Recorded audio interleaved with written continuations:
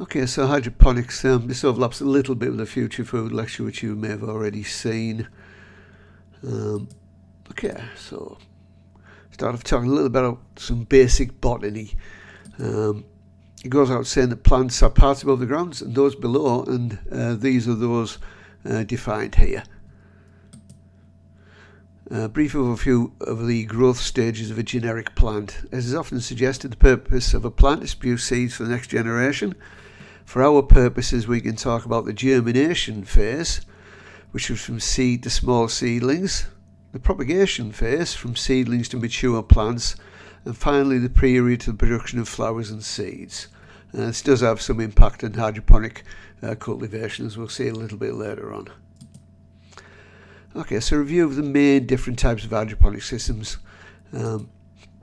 This is more of an irrigation system in traditional farming than a hydroponic approach, but it's in the general area of pumping water to growing plants rather than relying on rainfall. Technically, problems can arise if drippers clog.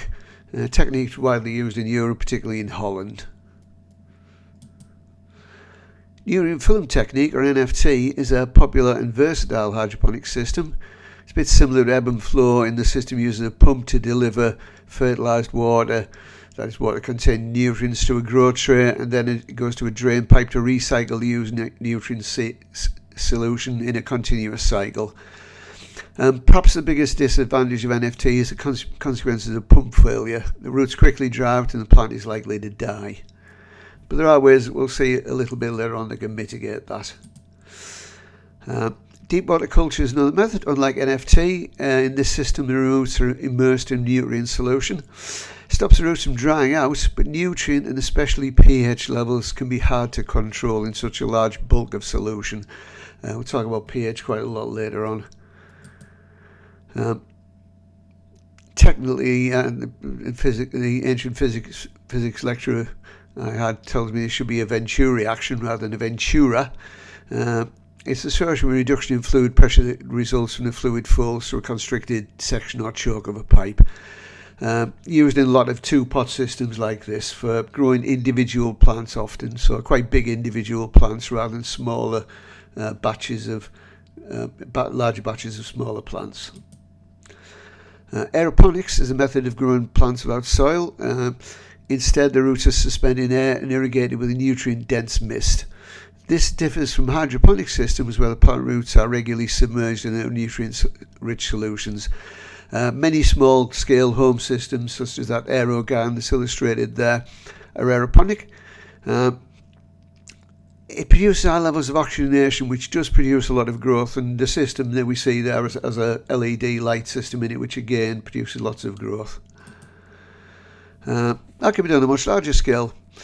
Again here, power failure can quickly damage roots. These are the systems we use up in our hydroponics lab. We generally germinate seeds on moist absorbent paper in petri dishes. The seedlings are then transferred to aeroponic propagators and, on maturing, to larger NFT systems, or occasionally the type of aero garden systems, depending on what we're interested in. Aquaponics is a combination of aquaculture, which is growing fish and other aquatic animals, and hydroponics, which is growing plants without soil. Aquaponics uses these two in a symbiotic combination, which plants are fed and the aquatic animals discharge waste. Now, there's more of this in the lecture mentioned a bit earlier on. Many small systems are available, as well as large-scale commercial level facilities.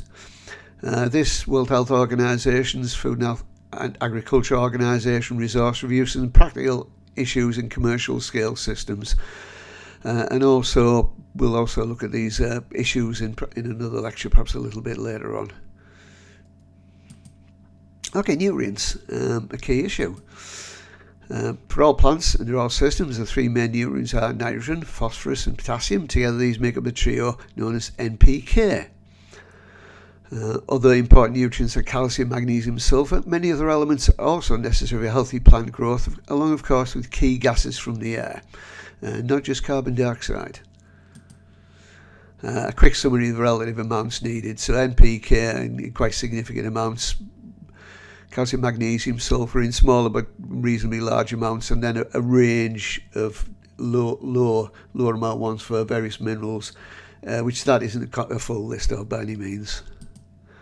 So how do we do this in hydroponic systems? A number of different approaches. The most basic is a single pack, which in principle contains all the nutrients needed. Although useful, they may not provide optimum nutrition during a plant's life cycle, often used in home systems.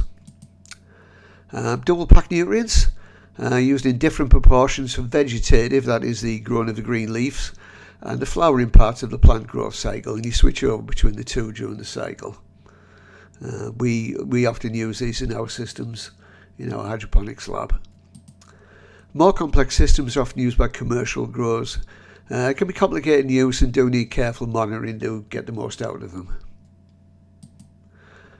In scientific studies, it's often best to make our own nutrient solutions, which can often be more closely tailored to specific plant species than generic commercial systems. And here's just one example. Okay, so plants and energy. Some definitions from energy metabolism. Plants, algae and some bacteria are autotrophs, also known as self-feeders. They use sunlight to assemble inorganic precursors, mainly carbon dioxide and water, into an array of organic molecules of which they are made. For example, starches and sugars. This process is of course called photosynthesis. In contrast, we and other animals are heterotrophs. We get our energy from food. It may come as a surprise, but plants need oxygen to allow them to carry out the process of cellular respiration, which is a similar process to what we carry out in our own cellular systems. For this reason, it is essential that plant roots are aerated. This happens normally in soils, which are usually loosely aggregated, but special care needs to be taken with hydroponic systems to ensure aeration of roots. For more, see this video here, which is quite a good resource for aeration of roots in hydroponic systems. Carbon dioxide. Plants sequester carbon dioxide from the air and fix it in carbohydrates by a process which is well known.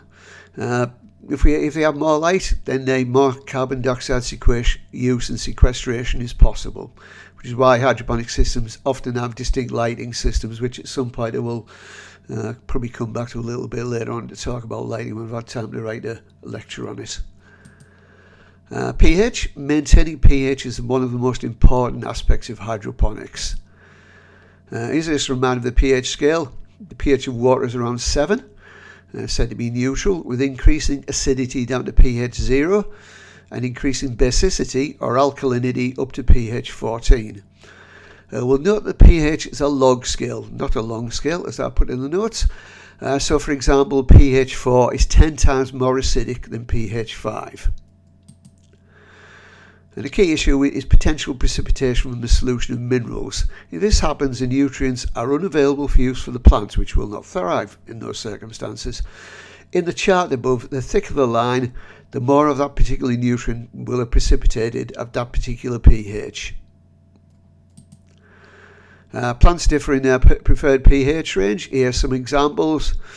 So cucumbers 5.8 to 6, radish 6 to 7, for example. Iron can be a significant problem, with all precipitate around pH 8. So generally speaking, you need to control the pH to below that, or the plants aren't going to get any iron, which can be a significant problem. We can mount the pH either using a pH probe or even pH paper. Probes can be linked to data loggers, such as the one shown here, to allow recording of pH over time. And potentially we could link them to systems which allow changing of pH by other systems, which is something we'd like to look at in the future. These loggers can also be used to monitor issues such as temperature and electrical conductivity. Again, a key measure which I'll probably come back to in a short lecture a bit later on. Might combine a lecture on light. pH is quite easy to adjust using solutions specifically designed for the role. pH up and pH down are designed to do just this. Right, so we'll call that a break for the first part, and I'll come back with the second part of the video on rock wool in a few moments.